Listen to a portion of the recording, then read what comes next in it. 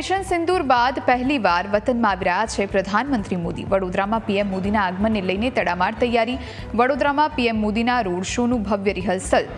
એરપોર્ટથી air force gate સુધી 2000થી વધુ પોલીસ જવાનો તૈનાત। રેલીના રૂટ પર બ્રહ્મોસ મિસાઇલનું કટઆઉટ અને સિંદૂર ભરેલો ઘડો આકર્ષણનું કેન્દ્ર।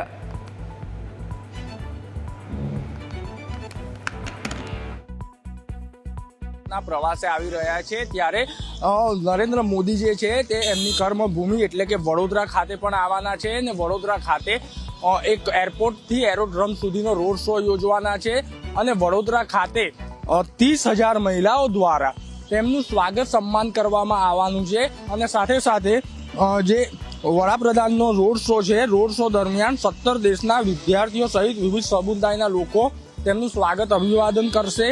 રોડ શોના રૂટ ઉપર 15 મંચ દેશ પ્રેમ અને સાંસ્કૃતિક કાર્યક્રમની ઝાંખી રજૂ થશે।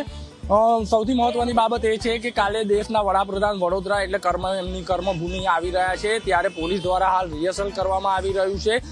જે હરની એરપોર્ટ છે, હરની એરપોર્ટથી એરોડ્રમ રોડ છે ત્યાં સુધી રોડ શો થવાનો છે એટલે પોલીસ દ્વારા ચુસ્ત બંદોબસ્ત હાલથી અત્યારથી જ ગોઠવી દેવામાં આવ્યો છે અને રિહર્સલ કરવામાં આવી રહ્યું છે। સૌથી મહત્વની બાબત એ છે કે વડોદરા એરપોર્ટથી એરપોર્ટ સ્ટેશન સુધીના આ રોડ શો દરમિયાન 15 જેટલા ખાસ મંચો પર વડાપ્રધાનનું સ્વાગત કરવામાં આવશે। આ મંચો પરથી પૂર્વ સૈનિકો સહિત પરિવારો, વોરા સમાજ, શીખ સમુદાય સહિત શહેર અને જિલ્લામાંથી મોટી સંખ્યામાં લોકો ઉમંગભેર જોડાશે। શાળાના વિદ્યાર્થીઓ અને સાંસ્કૃતિક ટીમો દ્વારા દેશભક્તિ અને સાંસ્કૃતિક કાર્યક્રમની સુંદર ઝાંખી પ્રસ્તુત કરવામાં આવશે જે દેશની વિવિધતામાં એકતાના દર્શન કરાવશે।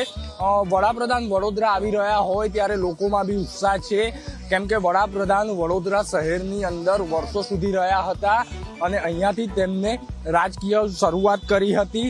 કહેવામાં આવે છે કે વડાપ્રધાન વડોદરાથી પણ ચૂંટણી લડ્યા હતા અને ત્યારબાદ તેમને વડોદરાની સીટ છોડી અને વારાણસીની સીટ અપનાવી હતી।